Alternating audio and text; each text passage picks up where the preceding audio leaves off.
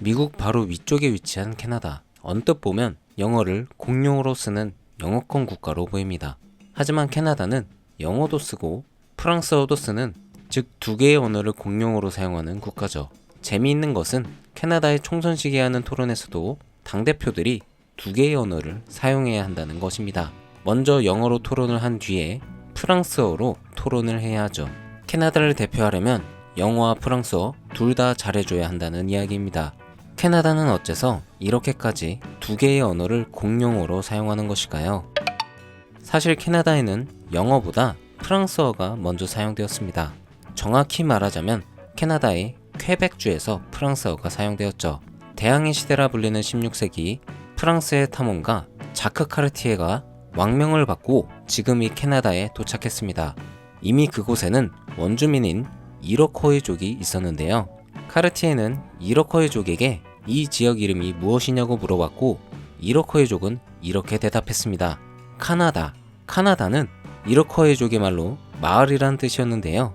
카르티에는 이 일대를 프랑스령이라 선포하고 이로코이족이 말한 카나다를 지역 이름으로 정했습니다. 캐나다의 국명이 이렇게 만들어진 것이죠. 프랑스인들은 이 지역을 식민지로 만들긴 했으나 원주민들과 나름 원만한 관계를 유지했습니다. 모피 교육을 하며 서로 이득을 보는 관계를 만들어갔죠. 살기 좋은 환경을 만들어가려는 그들의 피나는 노력의 결과일까요? 1660년 당시엔 프랑스 정착민들의 인구가 겨우 2,500명이었지만 이후 매년 2%씩 증가하며 프랑스 본토의 인구 증가율보다 높은 수치를 기록하게 됩니다. 오늘날 캐나다에서 프랑스어를 사용하는 이유는 바로 이러한 역사 때문이죠. 하지만 역사가 이렇게만 흘러갔다면 프랑스어만 공용어가 되었어야 하는데 지금은 영어도 공용어잖아요. 그 이유는 바로 영국의 침략이 있었기 때문입니다. 허드슨만의 북서쪽을 점령하고 있던 영국이 바로 옆에 프랑스 식민지를 노리기 시작한 것이죠. 결국 1756년 프랑스와 영국이 영토 싸움을 하게 되는데 이 전쟁을 7년 전쟁이라고 합니다. 혹은 프렌치 인디언 전쟁이라고 하죠. 여기서 인디언이라는 단어가 나오는 이유는 원주민들도 전쟁에 적극적으로 참여했기 때문입니다. 이들은 서로 편을 나누어 대립했는데요. 영국 편을 드는 원주민도 있었고 프랑스 편을 드는 원주민도 있었습니다. 그럼 7년이나 걸린 이 기나긴 전쟁 끝에 승리를 거머쥔 쪽은 어디였을까요? 전쟁 초기엔 프랑스가 우세했으나 결국엔 영국이 프랑스를 제압하며 승리를 가져가게 됩니다. 그리고 1763년 양국은 파리 조약을 맺으면서 영국이 퀘벡과 루이지애나 동부를 가져가게 되죠. 사실상 오늘날 캐나다의 동부 영토 대부분을 영국이 점령하게 됐다고 볼 수 있습니다. 하지만 영국이 캐나다를 점령한 뒤에도 퀘벡 지역에서는 저항을 멈추지 않았는데요.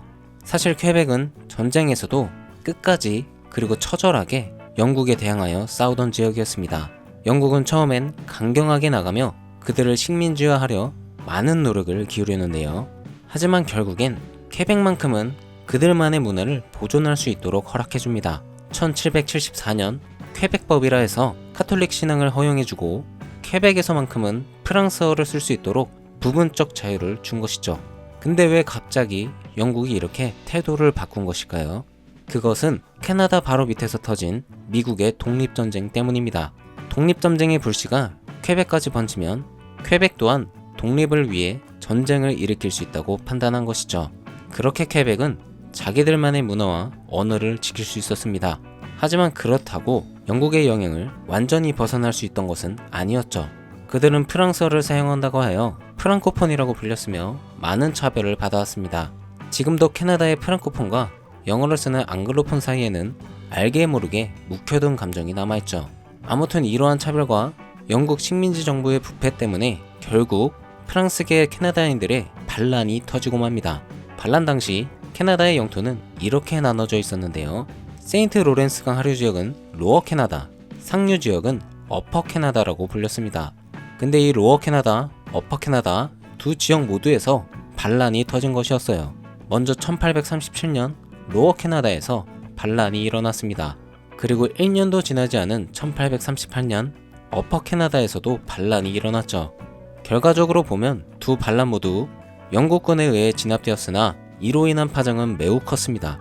영국 본토에서는 이들이 다시 한번 반란을 일으킨다면 정말 위험해질 수도 있겠다는 생각을 하게 되죠. 식민지 운영이 난항을 보일 것을 예상한 영국은 본토에서 더런 백작이란 사람을 보내 반란의 원인을 조사하라고 명령하는데요. 더런 백작은 캐나다가 반란을 일으킨 근본적인 이유를 보고서에 적어 영국 본토로 보냈습니다. 그가 작성한 보고서를 더런 보고서라고 하는데요.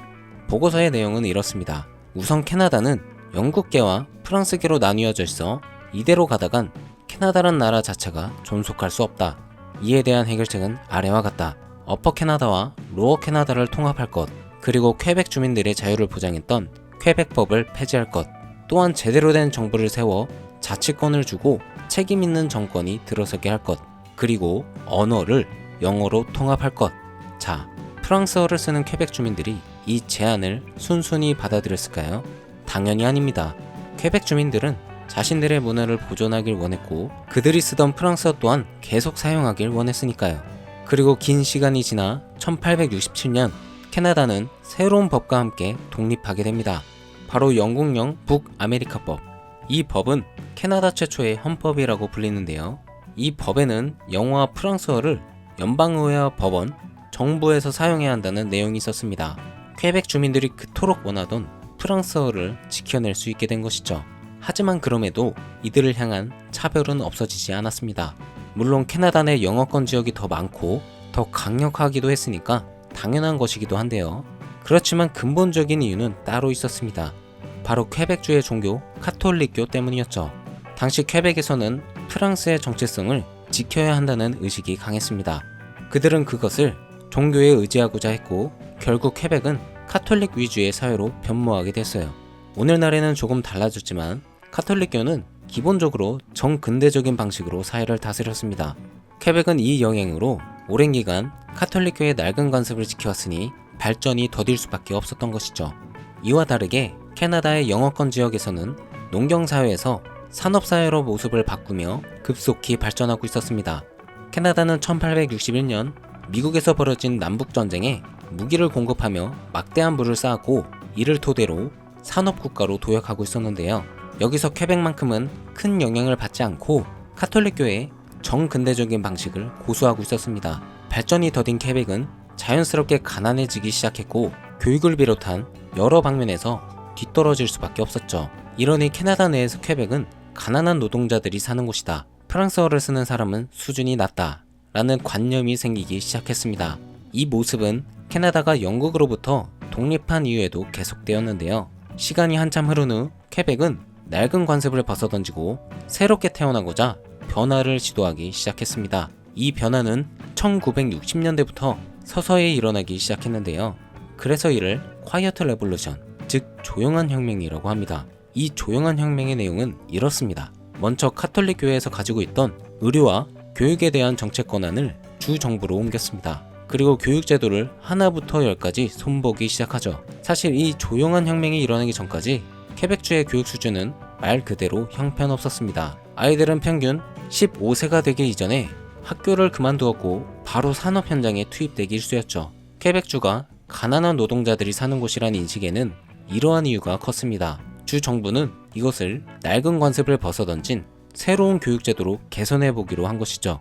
이렇게 퀘벡주에선 11학년까지 무상교육이 진행되었고 그 교육 가운데 프랑스어 수업은 필수였습니다. 주의 교육 수준도 높이고 영어권이 큰 캐나다에서 프랑스어를 지킬 수도 있는 아주 좋은 아이디어였죠. 그리고 약 10년이 지난 1969년 당시 총리였던 피에르 트루이드 총리가 파격적인 법을 통과시킵니다. 바로 공식 언어법. 이 법은 영어와 프랑스어가 캐나다의 공용어가 되어 연방정부와 모든 기관에서 두 언어로 서비스를 제공해야 한다는 것이었죠.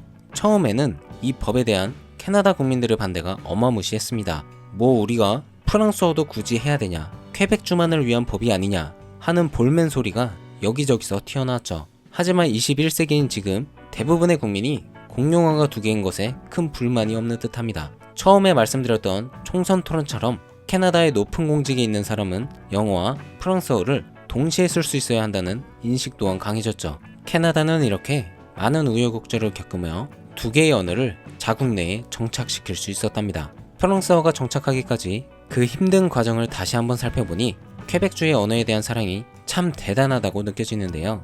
참고로 캐나다를 여행하실 때 영어권 지역과 불어권 지역을 잘 구분해서 다니시길 추천드립니다. 말이 안 통해서 당황하실 수도 있으니까요. 이상 이지다큐였습니다. 시청해주셔서 감사합니다.